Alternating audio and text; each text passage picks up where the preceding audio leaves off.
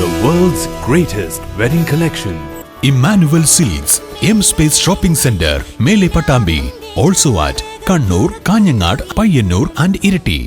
കലാപരമായ ആവിഷ്കാരങ്ങളിലും സമൂഹ മാധ്യമങ്ങളിലും മാത്രമല്ല വ്യക്തിയുടെയും സമൂഹത്തിന്റെയും ജീവിത മേഖലകളിലും ഹിംസ വർദ്ധിച്ചു വരുന്നത് ഏറെ ആശങ്കാജനകമാണെന്ന് MP അബ്ദുസ്സമദ് സമദാനി കാലിക്കറ്റ് സർവകലാശാലയുടെ സീസൺ കലോത്സവം ഉദ്ഘാടനം ചെയ്തു സംസാരിക്കുകയായിരുന്നു അദ്ദേഹം.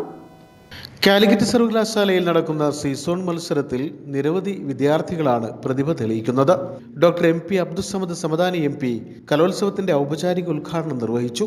കലാപരമായ ആവിഷ്കാരങ്ങളിലും സമൂഹ മാധ്യമങ്ങളിലും മാത്രമല്ല വ്യക്തിയുടെയും സമൂഹത്തിൻ്റെയും ജീവിത മേഖലകളിലും ഹിംസ വർദ്ധിച്ചു വരുന്നത് ഏറെ ആശങ്കാജനകമാണെന്ന് അദ്ദേഹം പറഞ്ഞു.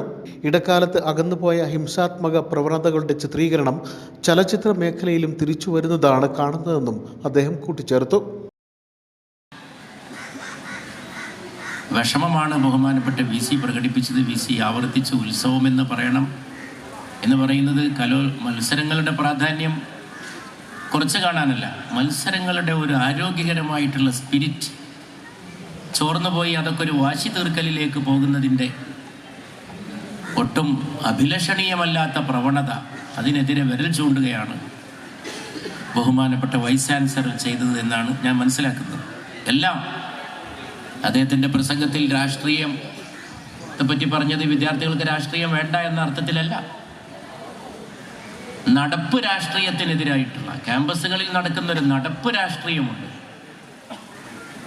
അതത്ര ആരോഗ്യകരമാണ് കേരളക്കരയിലെ ക്യാമ്പസുകളിൽ നിന്ന് പറയാൻ സാധിക്കില്ല. പക്ഷെ രാഷ്ട്രീയം വേണം. ഞാൻ പറയാറുണ്ട്, രാഷ്ട്രീയ ബോധം വേറെയാണ്, രാഷ്ട്രീയ അതിപ്രസരം വേറെയാണ്.